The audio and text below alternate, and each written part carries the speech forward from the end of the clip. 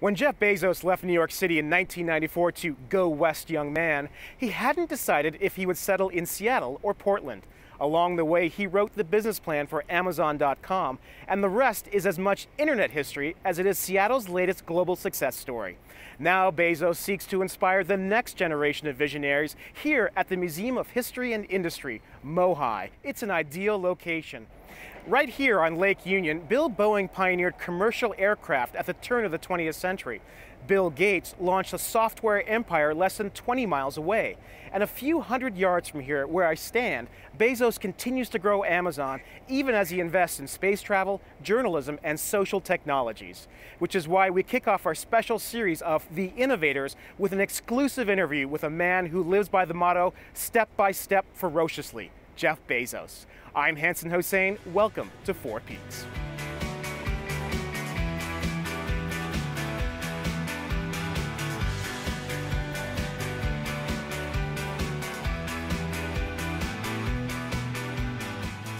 Jeff Bezos, welcome. Thank you. You are a man who embodies innovation. So what place does innovation actually have in a museum that wants to archive it? I mean, how do you inspire the kind of innovation you'd like to see in the world?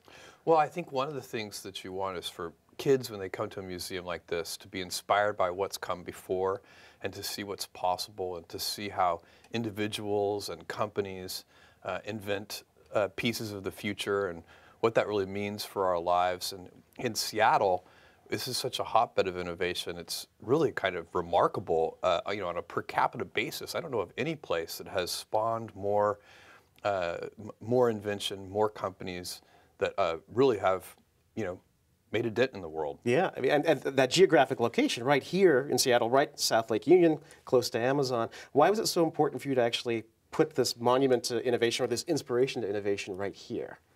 Well, MOHI had already selected this location. They were moving for other reasons, but I just think MOHI is the perfect environment for a center for innovation. That's kind of what they've been focused on from their founding. And when you think about our location where Bill Boeing actually launched his first plane, and we're 20 miles away from Bill Gates and now Jeff Bezos, this is probably, it feels like the right place. Like Seattle does have this incredible story around innovation. Yeah, there's something in the water here. As he left New York, it was a toss-up between the Rose City and the Emerald City. Find out why Jeff Bezos chose Seattle to start Amazon.com when Four Peaks returns.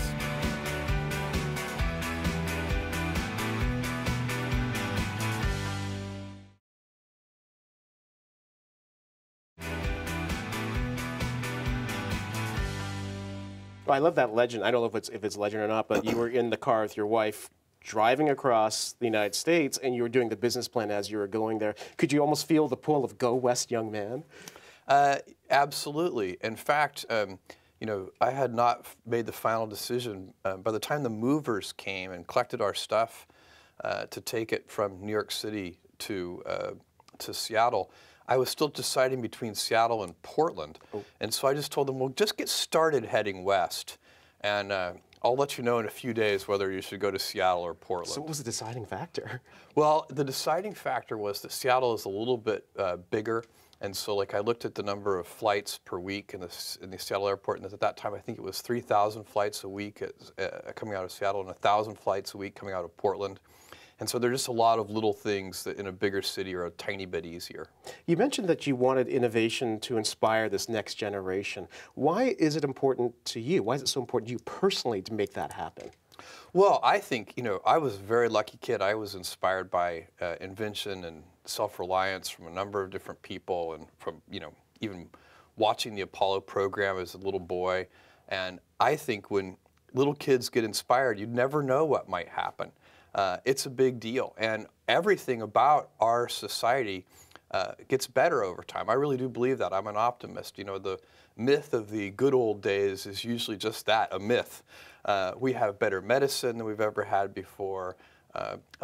Everything, all of that is invention. It's people figuring out antibiotics. It's people figuring out new kinds of biomedicines, biotechnology. It's things that have been figured out with the kind of communication that we have, the freedom of speech we have now with the internet. There's so many things that are getting better, and a lot of that is powered by invention. Is there a particular methodology to that? Because I think that's really important, especially for young people, to actually do that self-assessment and find that passion. Do you have any advice?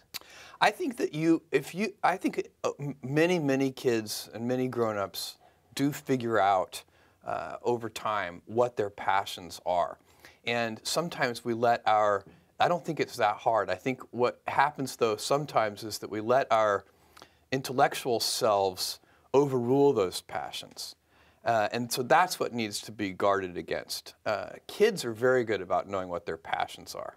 I love that, because I think I've seen you describe this way, that you've always maintained that sense of wonder. I think that's what kids have, but we lose it somehow along the way. Yes, everybody, it's a gift if you can keep your childlike sense of wonder. And it helps with creativity, it helps to have fun. You laugh more and play more if you keep that childlike sense of wonder. So Bill Boeing, Bill Gates, Jeff Bezos, if you looked at what you've brought and the legacy of innovation, how would you describe that? Well, I think what I would hope Amazon's legacy would be is Earth's most customer-centric company. What we have always wanted to do is raise the standard for what it means to be customer-centric to such a degree that other organizations, whether they be other companies or whether they be hospitals or government agencies, whatever the organization is, they should look at Amazon as a role model and say, how can we be as customer-centric as Amazon? Even competitors, I imagine, right?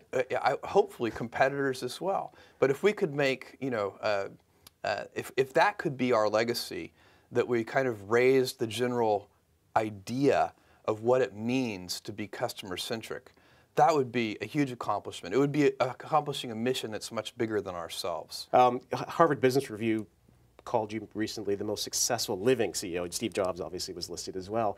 What does that mean to you as you consider your own leadership style? Well, I think if you look at the big ideas at Amazon, what we're really focused on is thinking long-term, putting the customer at the center of our universe, and inventing.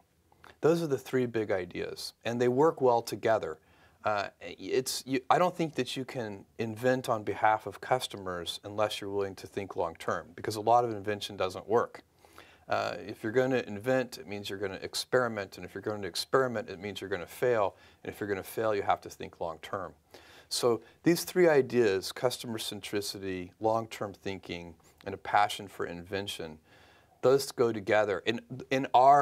That's kind of the Amazon cocktail. That's how we do it, and by the way, we have a lot of fun doing it that way.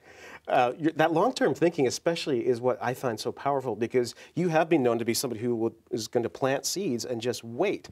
How do you deal with the pressure of, say, Wall Street, or you have a dot-com crash?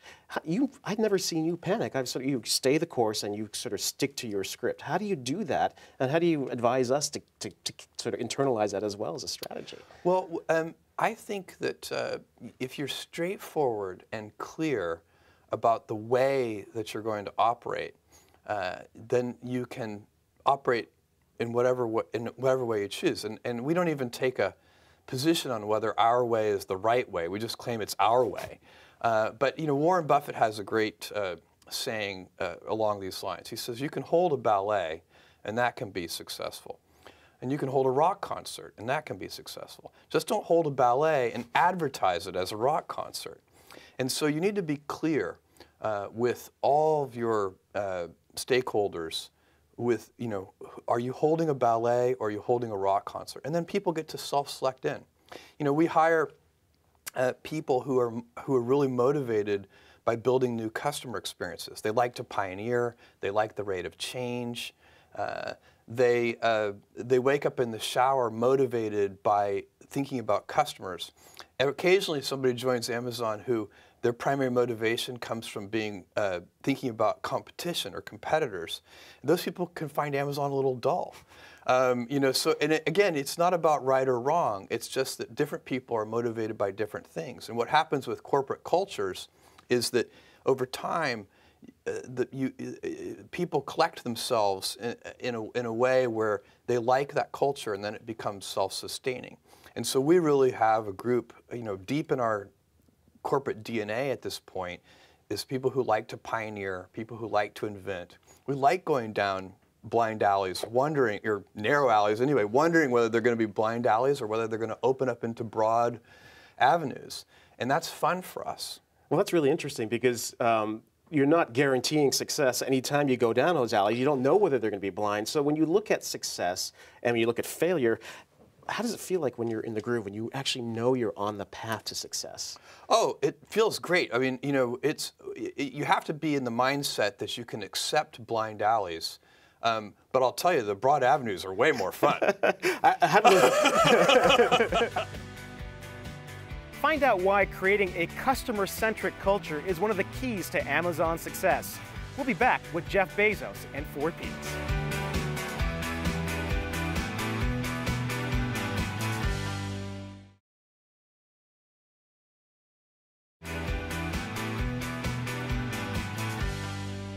We're back at the Museum of History and Industry, home to the new Bezos Center for Innovation. Let's return to my conversation with Jeff Bezos. Is there a particular recipe that you have in terms of how you actually innovate in that collaborative culture? I think and I don't think there's a particular recipe, but there are elements of what we do that I think help. So one of them is that inside our culture, we understand that even though we have some big businesses, new businesses start out small. And so, you know, it would be very easy for, say, the person who runs our U.S. books category to say, why are we doing these experiments with things? I mean, you know, that generated, you know, a tiny bit of revenue last year. Why don't we instead focus those resources and that, you know, all that brain power on the books category, which is a big business for us. And instead, that would be a natural thing to have happen. But instead, inside Amazon, you know, when a new business, you know, reaches some small milestone of sales, email messages go around and everybody's, you know, giving virtual high fives for reaching that milestone. And I think it's because we know from our past experiences that big things start small. You know, the biggest oak starts from an acorn, and you've got to recognize, if you want to do anything new, you've got to be willing to let that acorn grow into a little sapling and then finally into a small tree, and maybe one day it'll be a big business on its own. And in fact, that's one of the mottos for one of your initiatives, and forgive my pronunciation of the Latin, but gradatim ferociter. What does that mean to you? Well, it means step by step ferociously, and it's the motto for Blue Origin. Basically, you can't skip steps. You have to put one foot in front of the other. Things take time. There are no shortcuts, and but you want to do those steps with, you know, passion and ferocity. What's amazing about your success is that your timing was good too. How does an innovator actually identify that historical momentum, that Kitty Hawk moment? You recognize what was happening with the internet and you said, you know what, there's actually a room for me to start with books and then move on. How do you do that? How do you find the time and the momentum, the zeitgeist?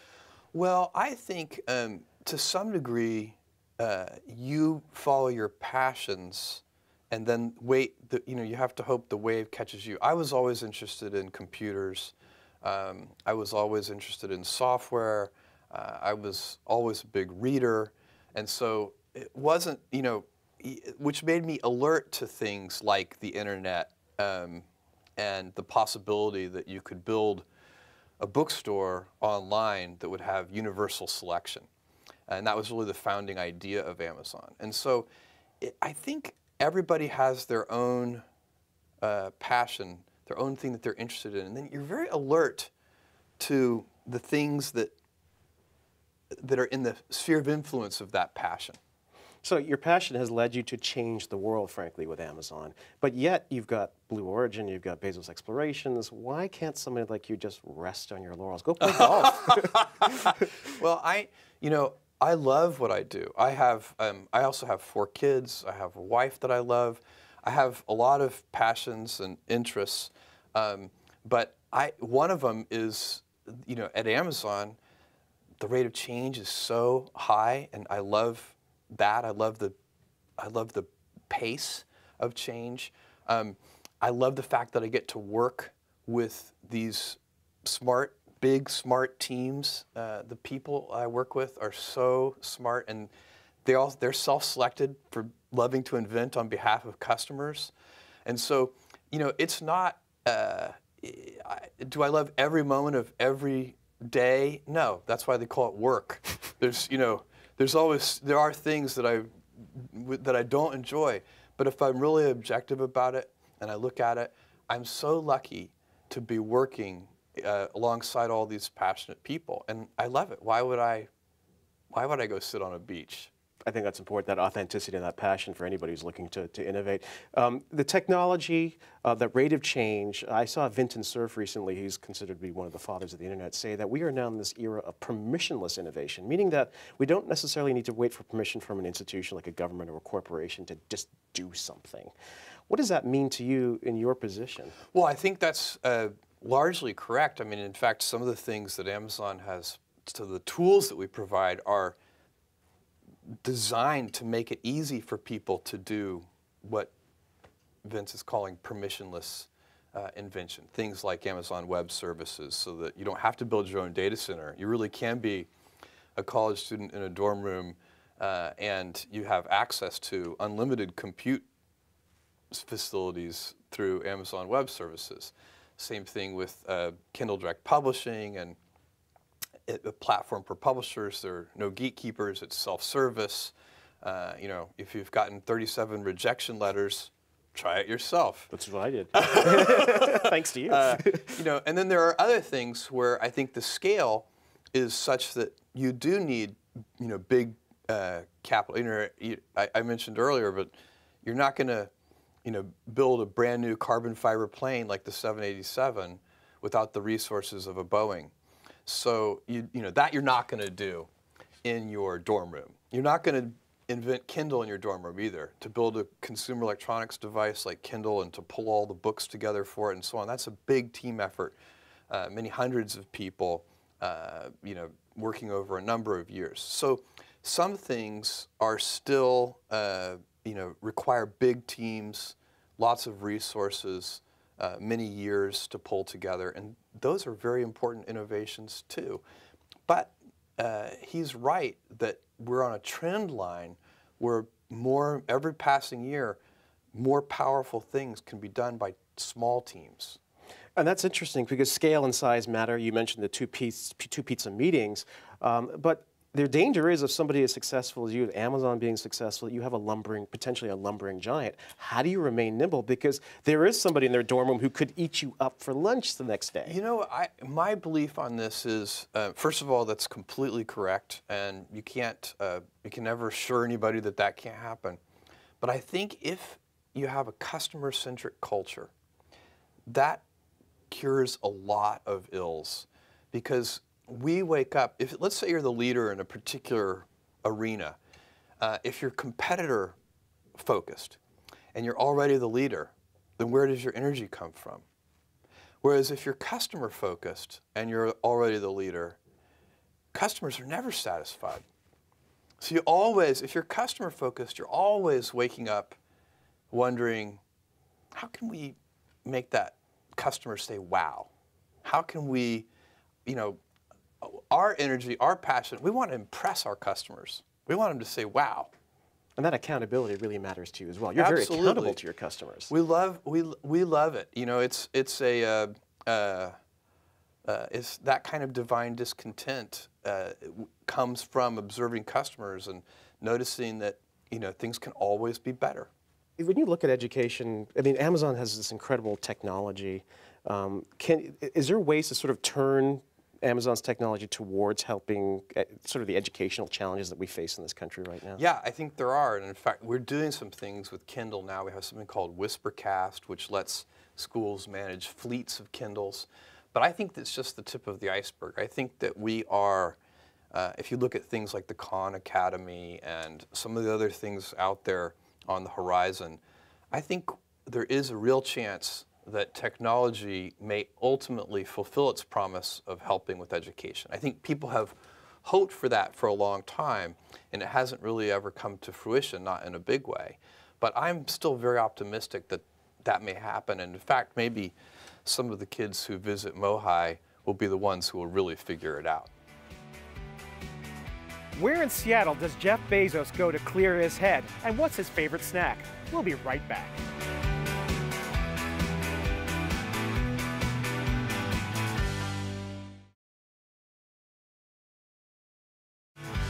Four Peaks is made possible by generous support from the Museum of History and Industry and from Weber Shandwick.